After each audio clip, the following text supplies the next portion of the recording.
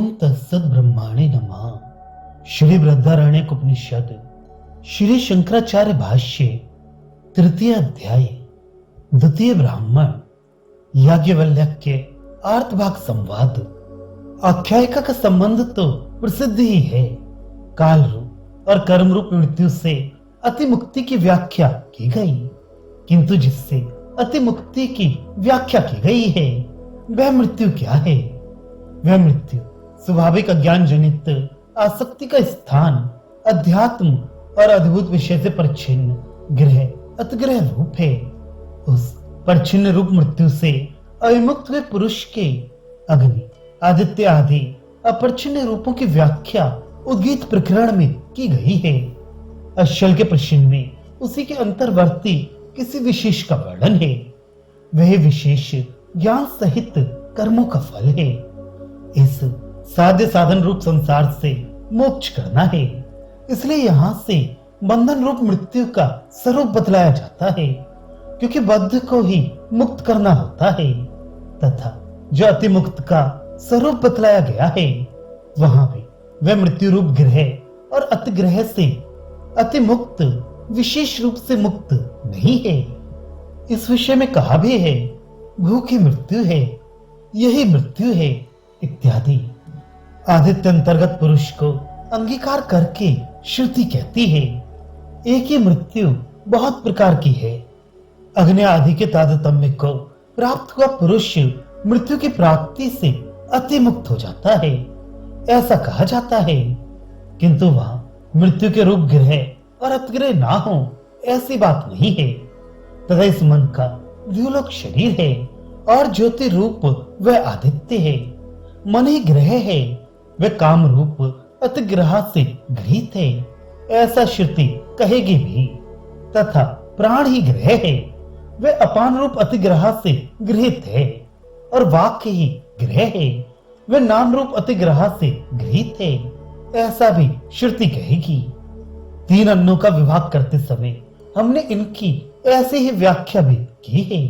तथा इस बात का भी अच्छी तरह विचार किया जा चुका है कि जो प्रवृत्ति का कारण होता है वही निवृत्ति का भी कारण नहीं होता। कोई कोई तो सारे ही साधनों को निवृत्ति का कारण मानते हैं। इस कारण से उत्तरोत्तर उत्कृष्ट फल को प्राप्त होने वाला कर्मठ भी पूर्व पूर्व मृत्यु से मुक्त हो जाता है। अतः वह उस उत्कृष्ट फल को त्यागने के लिए ही प्राप्त करता है, तद्रूप होने के लिए नहीं। इस प्रकार द्वैत का क्षय होने तक सब मृत्यु ही है। द्वैत का क्षय होने पर तो वह परमार्थता मृत्यु की प्राप्ति से अति मुक्त हो जाता है।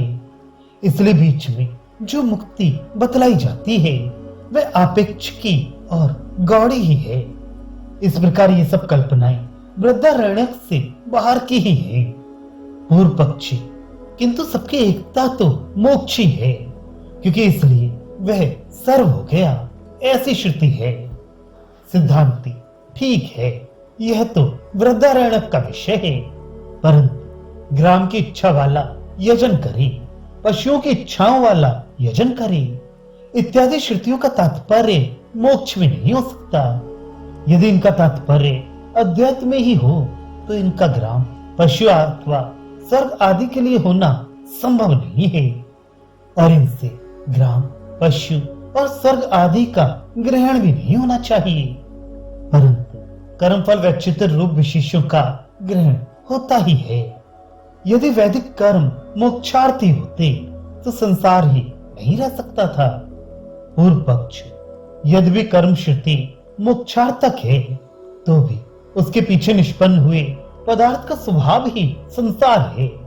जिस प्रकार की प्रकाश रूप दर्शन के लिए होने पर भी उससे वहां रखे हुए सभी पदार्थ प्रकाशित होते ही हैं, अतः कर्म के मोक्षार्थक होने पर संसार ही नहीं रह सकता था, ऐसी शंका नहीं उठानी चाहिए।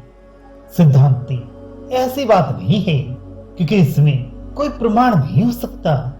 यदि ज्ञान सहित वैदिक कर्मों को मोक्षार्थक माना जाए तो उनसे किसी अन्य पदार्थ के अनुनिष्पन्न होने में कोई प्रमाण नहीं हो सकता।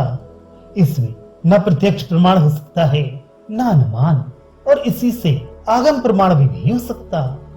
पूर्व पक्षी यदि ऐसा माने कि नाली निकालने और प्रकाश करने आदि के समान एक ही वाक्य से कर्म फल और मोक्ष दोनों का प्रदर्शन हो जाता है, सिद्धांती ये बात ऐसी नहीं है, क्योंकि ऐसा होना वाक्य का धर्म नहीं हो सकता। एक ही वाक्य का अर्थ प्रवृत्ति और निवृत्ति दोनों का साधन हो, ये नहीं जाना जा सकता। नाली निकालने और प्रकाश करने आदि में तो ये बात प्रत्यक्ष देखी जाती है, इसलिए इसमें कोई दोष नहीं है। और ऐसा जो कहा जाता है, इस अर्थ में विद्याम च अविद्याम च इत्यादि मंत्र देखे गए हैं। सो पहले तो ये विषय ही किसी भी प्रमाण से अवगत होने वाला नहीं है। मंत्र भी क्या इसी अर्थ में है अथवा किसी अन्य अर्थ में है, ये बात भी विचारणीय ही है।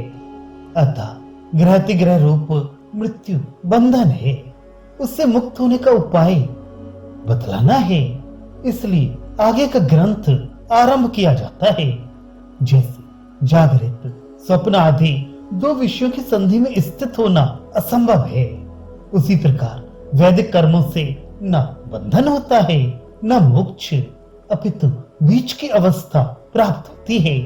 ऐसी कल्पना भी असंगत है।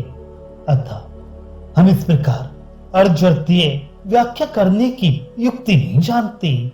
यहाँ जो मृत्यु से अतिमुक्त हो जाता है, ऐसा कहकर ग्रह और अतिग्रह का वर्णन किया जाता है, वह तो अर्थ के संबंध से है। ये सब साध साधन रूप बंधन है, क्योंकि उसके द्वारा ग्रह और अतिग्रह से उसकी मुक्ति नहीं होती। बंधन का ज्ञान होने पर ही उसमें बंधे हुए पुरुष का उससे मुक्त होने के लिए यत्न करना आवश्यक होता है। अतः मोक्ष के लिए ही इसका आरंभ हुआ है।